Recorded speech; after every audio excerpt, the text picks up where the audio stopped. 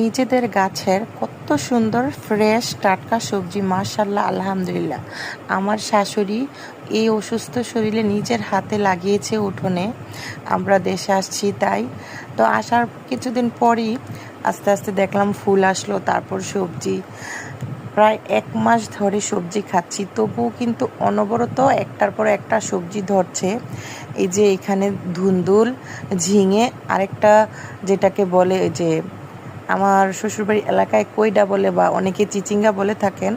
তো আমার হাজব্যান্ডও গাছের সবজি খেতে অনেক পছন্দ করে, আর বিশেষ করে এই ধুন্দুল আর ঝিঙে এই দুইটা সবজি অনেক বেশি পছন্দ করে। সে আসছে আগামী 10 থেকে 12 তারিখের ভিতরে আসবে। অবশ্যই সে আসার পর খেতে পারবে। দেখেন মাশাল্লাহ কত সুন্দর সবজি। আমার শাশুড়ি অসুস্থ শরীরে এই গাছগুলো লাগিয়েছে যে আমরা দেশে আসব। আর এই আমড়া গাছে অনেকগুলো আমড়া ধরেছে। আমার শ্বশুর নিজের হাতে লাগিয়ে গিয়েছিলেন। আল্লাহ তাকে বেহেশত নসিব করুক। তিনি 16 মাস আগে মারা গিয়েছেন। মারা যাওয়ার আগে এই গাছটা লাগিয়ে দিয়েছেন। আর প্রচুর গাছ আছে, আম গাছ, কাঁঠাল গাছ, লিচু, তারপর এই যে পেয়ারা গাছ, অনেক ধরনের গাছ আছে পুরো বাড়িতেই। খুব সুন্দর